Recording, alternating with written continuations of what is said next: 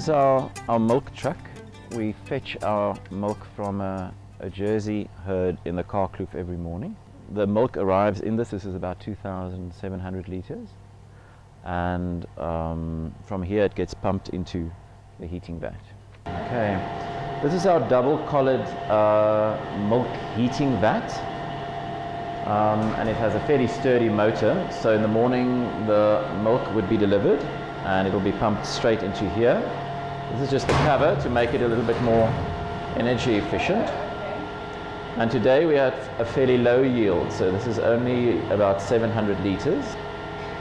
We can go up to 1,200 litres in this vat. Once it goes in here, we add the milk cultures, which we import from France. We'll get it up to 38 degrees, and after that we will stop this entire process, switch the heating off, and add the vegetarian rennet. So Bello practically makes the cheese for us now. In the beginning I was working quite hard at it, and he's just developed into a very good cheese maker. You can see he's just testing the temperature now. The cultures have gone in, so they're being stirred throughout the milk mixture, and when it reaches 38 we will switch this entire process off. Okay, you can see that Jersey milk, which we have to use, it's the only approximation that we have in South Africa of some of the European varieties that have a high butter fat content. You have to count the amount of times that you stir in a specific direction.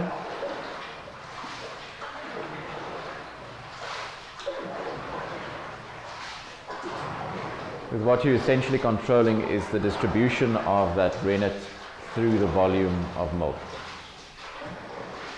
And this is then probably what sets a cheese aside as an artisanal cheese rather than a mass-produced cheese, is this element of human intervention that you have with your cheese. Okay, now you can see in that little hollow, that slight yellow liquid there, that's the start of the whey. Wow. So we just take a ruler, metal ruler,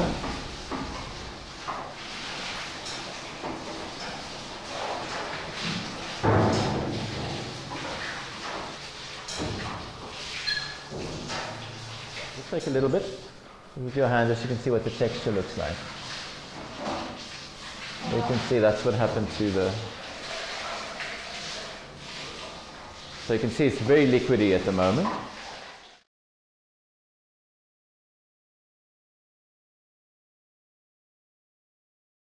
So these molds makes it quite easy to do 20 of them at a time, and then obviously we have stacks. They rest on a permeable plastic frame, which in turn rests on a aluminium tray, which is grooved, so all your whey can drain off.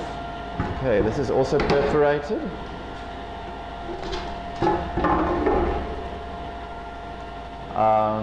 This just keeps your cheeses off the surface so that the whey can filter through.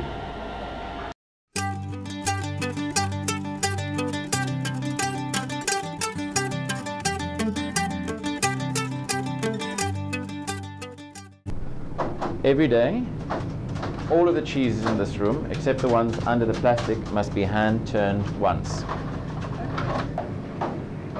Okay, so you can see this is the start of the white mold, which is why it's called a white mold cheese.